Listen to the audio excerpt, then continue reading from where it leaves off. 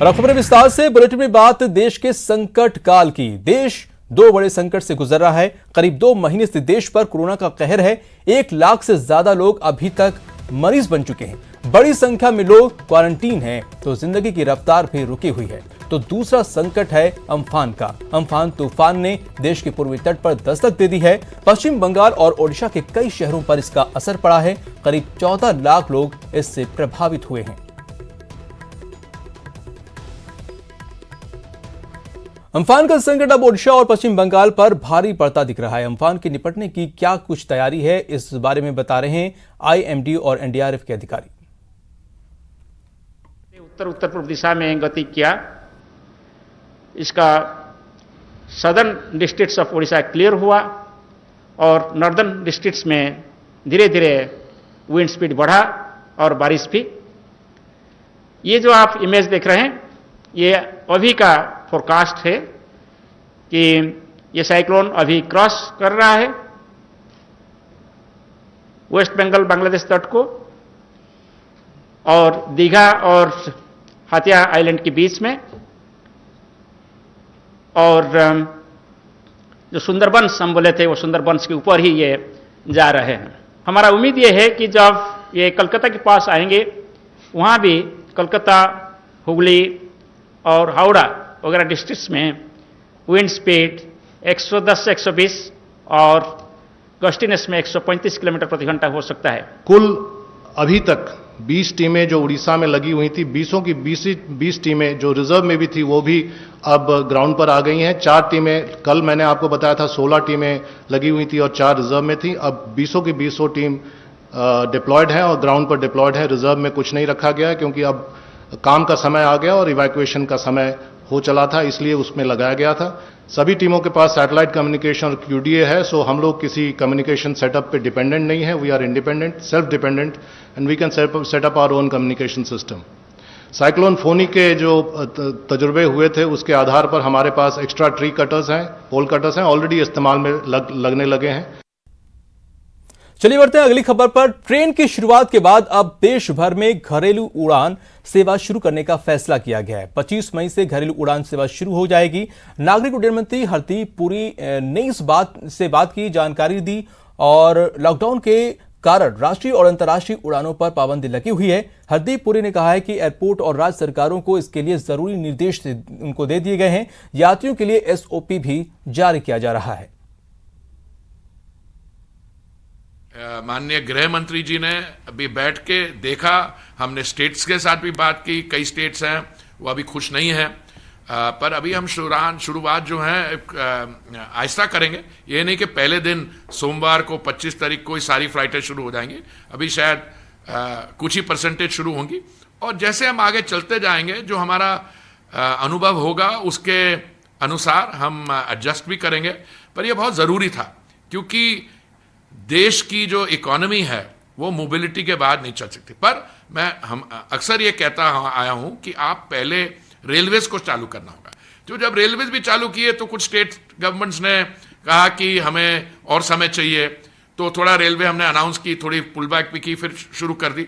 ये तो हमेशा होता है क्योंकि ये एक one of a kind situation है ये महामारी जो है, पर we have to live with it. और इसलिए मुझे बड़ी सेटिस्फैक्शन है कि अभी सारी एयरलाइंस तैयार हैं, एयरपोर्ट्स तैयार हैं, ज्यादातर स्टेट गवर्नमेंट्स भी इसको संभाल लेंगी।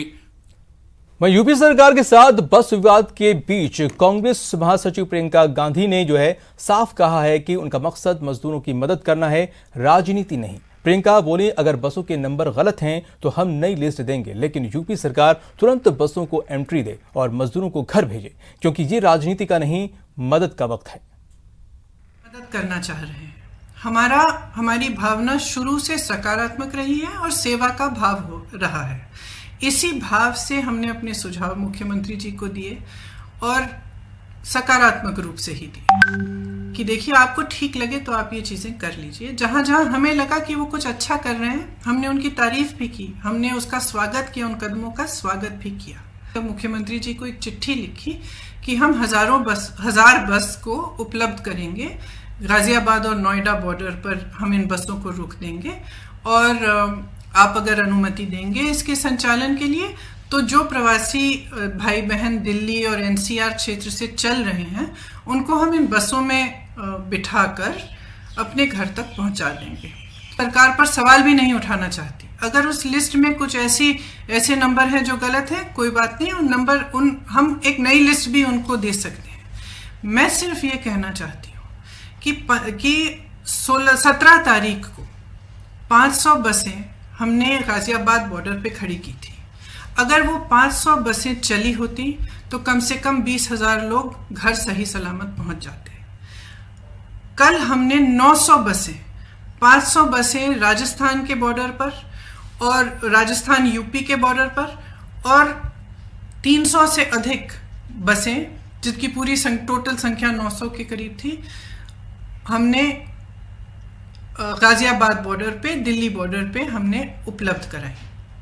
अब अगर ये बसें चली होती तो कल 36,000 और आज 36,000 लोग अपने घर के लिए सही सलामत सुरक्षापूर्ण रवाना हो जाते। हमें अनुमति दीजिए, आपको भाजपा के झंडे लगाने हैं, इन पे अपने भाजपा के स्टिकर लगाने हैं तो बेशक लगाइए, बेशक लगाइए।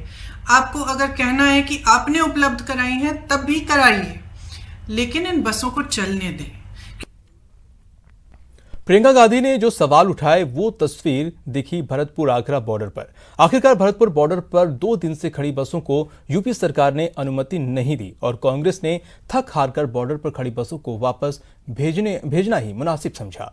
यूपी जाने के इंतजार में बसें सीमा पर खड़ी रहीं, मजदूरों को पास के स्कूलों में ठहराया गया। इतना ही नहीं, कांग्रेस सरकार के एक मंत्री और विधायक ने यूपी सरकार के अधिकारियों से बातचीत भी की, लेकिन यूपी ने बसों को अपनी सीमा में प्रवेश करने से रोक दिया, जिसके बाद कांग्रेस ने सभी निजी बस मालिकों को अपना बस लेकर वापस जाने का आदेश दे दिया।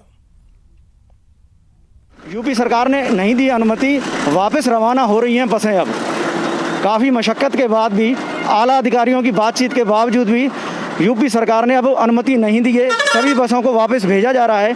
जहाँ जहाँ से ये बसें आई हैं, आपको बता दें कि बहुत लंबी कतारें लगी हुई हैं बसों की, जो यूपी सरकार ने इन्हें मना कर दिया है कि हमारी सीमा में एक भी बस राजस्थान की प्रवासी मजदूरों को लेकर नहीं निकलेगी। इसके बाद करीब 1 घंटे की मशक्क़त के बाद डीएम से जब बात की गई, आगरा डीएम से, तो उन्होंने भी मना कर दिया कि राज्य सरकार के आदेश जारी किए गए हैं कि एक भी बस को, प्रवासी मजदूरों वाली बस को, एक को भी यहाँ अनुमति नहीं दी जाएगी। और उसके बाद सारी बसें राजस्थान के जिस कोने से बसें आई थी वो सारी रवाना हो चुकी हैं। और ये लंबी कतारें, जो 500 बसों की कतारें थी, ये वापस अपने अपने शहरों को, अपने अपने डिपो को, अपने अपने स्टैंडों को वापस लौट रही हैं। भरतपुर से प्रवीण शर्मा, न्यूज़ 18। यूपी सरकार की ओर से बसों को अनुमति नहीं देने पर परिवहन मंत्री प्रताप सिंह खाचीवास बीजेपी पर उन्होंने निशाना साधा है। खाचीवास ने कहा है कि यूपी सरकार ने मानवता, श्रमिक और गरीब विरोधी काम किया है। उन्होंने कहा है कि यूपी के सीएम और डिप्टी सीएम को केंद्र का आदेश ही पता नहीं है।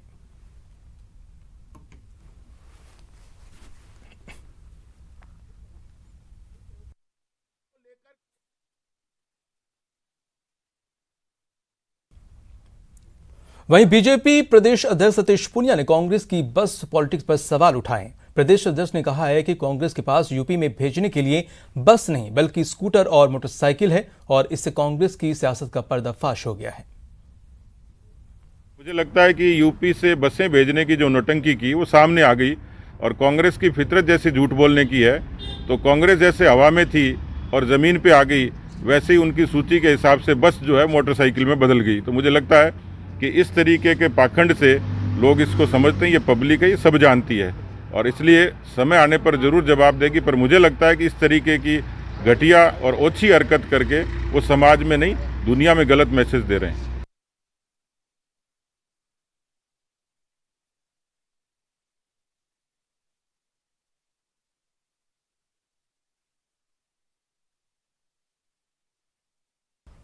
वहीं इन श्रमिकों पर सियासत से इतर राजधानी श्रमिक स्पेशल बस चलाने वाला देश का पहला राज्य बन गया है। सीएम अशोक गहलोत के निर्देश के बाद रोडवेज और जिला प्रशासन ने मिलकर इसकी शुरुआत की और पहले ही दिन 54 श्रमिक स्पेशल बसों का परिचालन किया। इन 54 बसों में 3000 मजदूरों को उनके गृह प्रदेश भेजा गया। मंगलवार को पहले चरण में यूपी के लिए 31 और उत्तराखंड के लिए 17, मध्य प्रदेश के लिए 6 और हिमाचल प्रदेश के लिए 6 श्रमिक स्पेशल बसों को रवाना किया गया। अगले चरण में दिल्ली, पंजाब, गुजरात और महाराष्ट्र जैसे शहरों के लिए बसें चलाई जाएंगी। श्रमिक स्पेशल बस की रवानगी स्थल पहुंचकर वहां का जायजा लिया हमारे संवाददाता सचिन कुमार ने। श्रमिक स्पेशल ट्रेन की तर्ज पर राजस्थान देश में पहला ऐसा राज्य बन गया है जिसने श्रमिक बसों का संचालन शुरू कर दिया है। सोमवार को मुख्यमंत्री अशोक गहलोत ने इस बाबत घोषणा की थी और मंगलवार को ही राजस्थान रोडवेज ने जिला प्रशासन के सहयोग से ये श्रमिक स्पेशल बसें चलाना शुरू भी कर दिया। कल मंगलवार को 54 बसों से करीब 3000 श्रमिकों व अन्य लोगों को उनके राज्य भेजा गया। श्रमिक बसें गंतव्य स्थान से रवाना होकर अन्य राज्यों में जाती है और ऐसे रूट्स इसमें तय किए जाते हैं जहां पर ट्रेन का रूट नहीं बन पा रहा है। तो ऐसे में अब श्रमिकों व अन्य प्रवासियों के लिए एक राहत भरी खबर है कि वो सीधे अपने राज्य तक चले जाएंगे। पहले व्यवस्था ये। और यहाँ वक्त हो चला है छोटे से ब्रेक का। ब्रेक के बाद बताएंगे कोरोना पर अपडेट।